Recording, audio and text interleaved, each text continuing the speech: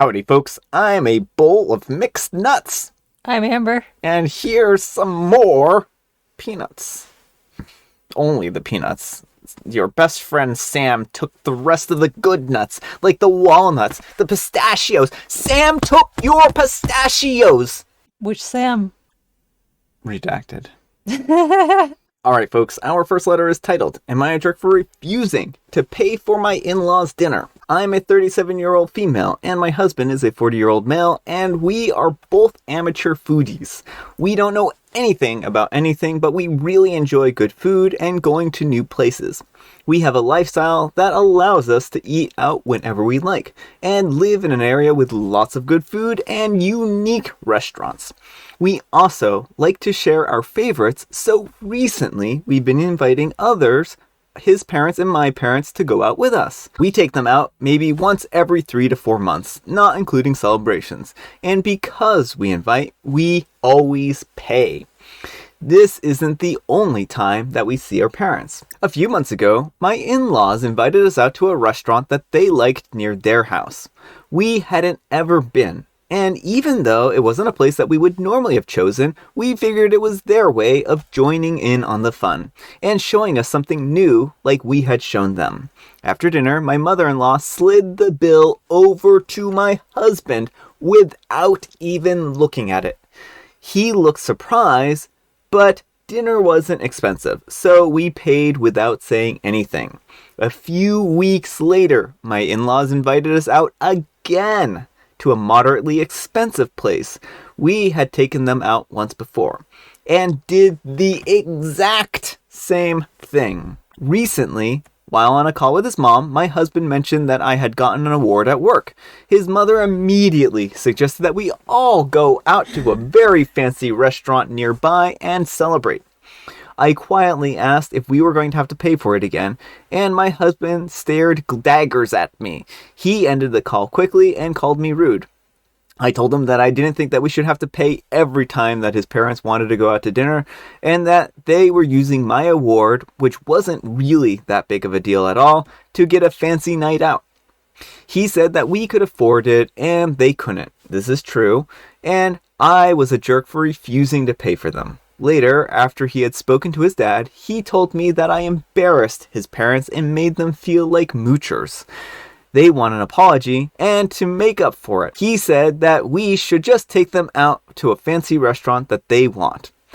No pretense of celebrating my award this time. Am I the jerk? I don't feel like it's wrong to expect to not pay because you're invited out. Because I know some people will ask, yes, this is an attempt to resolve a fight between my husband and I. I suggested holding off on the fancy restaurant until their anniversary at the end of the summer.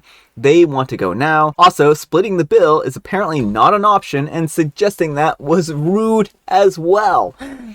Edit, because many people do not understand that I did not attack my in-laws. The phone conversation between my husband and my in-laws happened in the other room. He walked into the room that I was in and gave me a brief rundown of the dinner plans from across the room, and I very quietly said, "Who's paying?" That's it. There was no public confrontation. All right, folks, what do you think? Jerk or not the jerk? Not the jerk. I mean, it's kind of generally accepted that when you go out, you're either splitting the bill or whoever invites pays. Your in-laws are just using you to basically get their free dinners whenever they want. You know, I really love the twist on this one where they're so offended, so deeply offended that in order to make it up dinner, that they need a makeup dinner to feel less bad and feel less like moochers.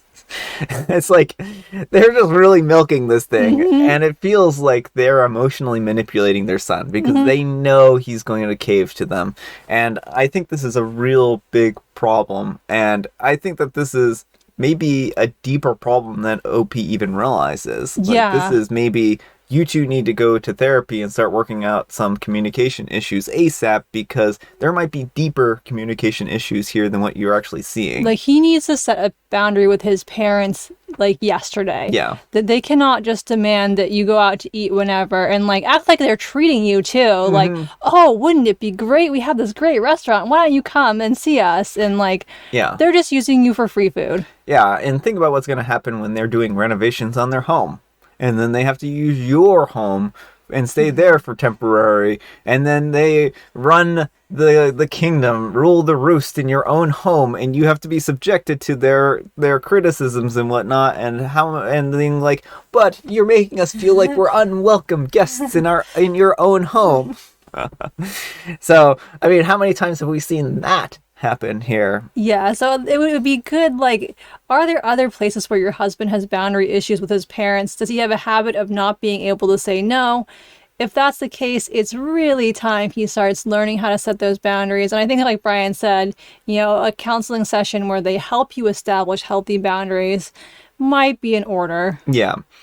I do feel like the parents here are emotionally manipulating him. I feel like he doesn't really understand that and doesn't see it.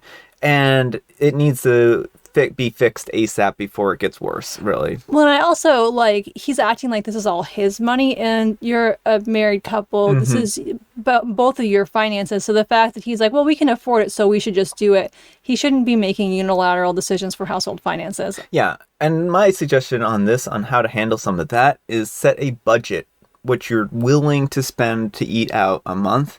And even if, inviting them along is part of that, make sure you keep close tabs on that and say, sorry, we can't invite you out this month because it's not in our budget. Well, and make it specifically for his family, because the way I see that going down is, if you set the budget, then he's gonna do 3 meals with his parents, and then when it comes time to do dinner with OP's parents, there's no money. So make sure it's specifically for his family. Well, you might do an ear tagging type of thing. Well, if you want to eat out with us right now this week, well, then we're not going to be able to do it again until such and such date, right? And I think that that's a fair way of putting down the law, putting down the expectations that, oh, we're willing to pay for you this time, but that means that we're going to push off our next going out meal until such and such date. And then when they offer to go out with you, just say, I'm sorry, this isn't in our budget right now. Sorry. So I think there are ways around this and ways to communicate healthy boundaries and to put a dollar amount on it so that it doesn't become excessive. Because his parents should not be dictating your finances. Exactly. So anyhow, take care and good luck. And Mary K007 says, not the jerk. Have they ever paid on a night out to dinner with you two ever? And OP replies, yes, not in this context, but they have in the past picked up birthday or event dinners. It's been a while. And I mean, a lot of people are feeling a pinch these days, so they may also, if their income is restricted or something like that, then they might have less income to work with, so they might not be accustomed to not going out so often. And Diminishing Patience says, not the jerk, and I quote, after he had spoken to his dad, he told me that I had embarrassed his parents and made them feel like moochers. That's exactly what they are. And a quote again, they want an apology, and to make up for it, he said that we should just take them out to a fancy restaurant that they want. They want another free meal to prove that they aren't moochers. There should be a hard no on both the apology and the meal. This is an absurd position to be in. I'm glad I'm not the only one who saw that. Alright folks, our next letter is titled, Am I the Jerk? For a little joke I played, and there is some explicit content in here that I will be glossing over, so just a fair warning for anyone who's listening. Some not safe for work themes, but I will try to make it as safe for work as possible. First of all, I understand that many people talk to their friends about adult time in general terms. I'm fine with that. Second, I will say that I know eavesdropping is not cool, and I would never do it intentionally. But last night, I, a 31-year-old female, overheard my husband, a 33-year-old male, talking to his best friend on our balcony. It's right outside of the bedroom window, which was open, and they had been out drinking, and their voices were louder than they realized. About their adult lives in more detail than I expected. His friend isn't married and asks a lot of questions about married life and how it's different. My husband talked a lot about all of the different details of our adult life, very personal stuff. And during these discussions, my physique came up. his friend mentioned the Hooters Halloween costume that I wore about 5 years ago, and they laughed about how the top was a hit because it really showed off my assets. I admit that I was a bit bugged, a little flattered but bugged by this whole conversation, and I wanted to call them out on it, not in a mean way, but still direct. So I fished out my old Hooters top, I still have it, and I wore it to make them breakfast this morning. They were both hungover, but immediately got the message. My husband's friend was a bit mortified and very apologetic, and my husband was very sheepish. He asked all what I had heard on the conversation, and I told them, oh, not much, just about all of the different details. My husband thinks that I was over the top with my reaction, and his friend has gone home and has sent me an apologetic text already. I guess I'm now a little worried that I overdid it and may have impacted my relationship with my husband's friend. Am I the jerk? Did I go too far? All right, folks, what do you think?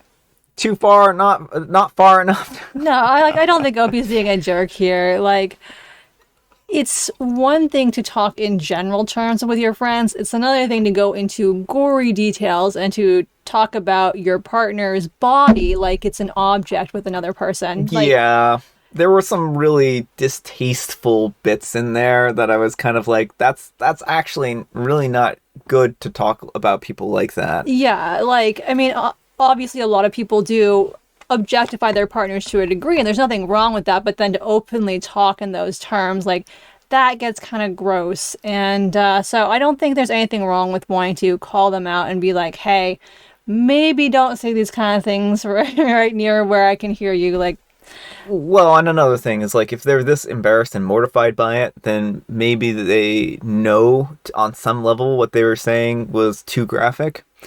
And I think that this is, again, one of those situations where you should always pick your words wisely. And I know that they were out drinking and they were, just having general discussions. But I'm a big proponent of, just because you're drinking doesn't mean that you don't have control over yourself, doesn't mean you have control over your words. If you're drinking too much to the point where you don't have control, then maybe it's time to reevaluate your relationship with alcohol. Mm-hmm. So I don't think that OP's in the wrong here, and I think that they have every right to be a little bit mortified about what they said, because honestly, it was too explicit to some degree. At least too explicit to be said in a area that was open to the air. Like, if they had a private room where they could sit and discuss these things that wasn't in view of public, I think it would be marginally more acceptable. Yeah, although still, like,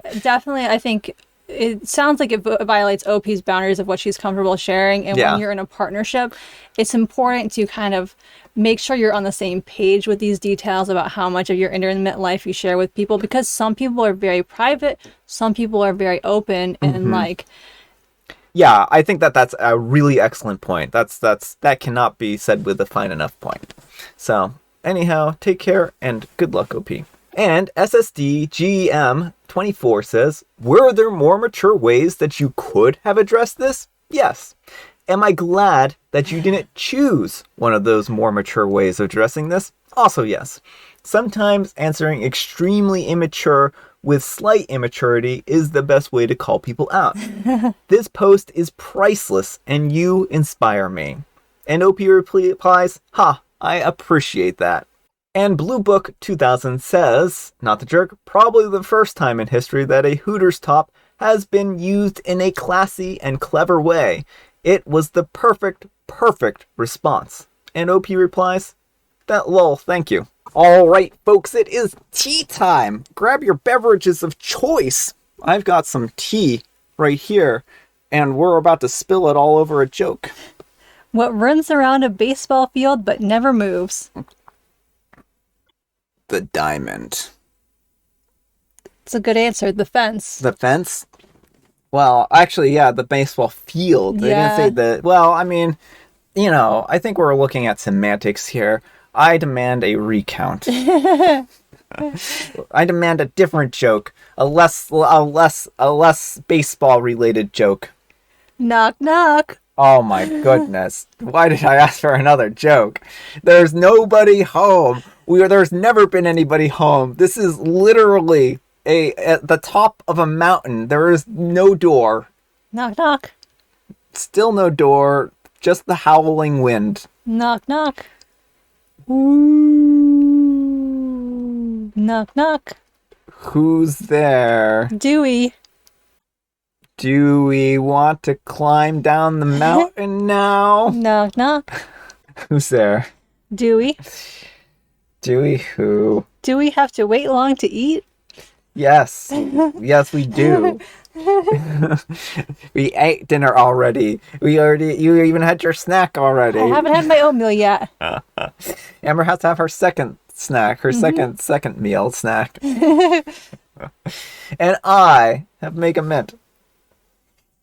All right, folks, that's all the time we have for today. Thank you so much for watching this Monday morning manic special. I don't know why today is special other than you're making it special. And Amber made it special, right? You make it special. I made it special. No, I made it chaotic. Chaos can be special. I guess chaos is special. Amber, we need some moral guidance today.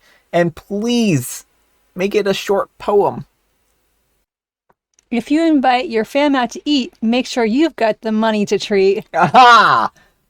That's good. I like that. That is both a moral and a poem.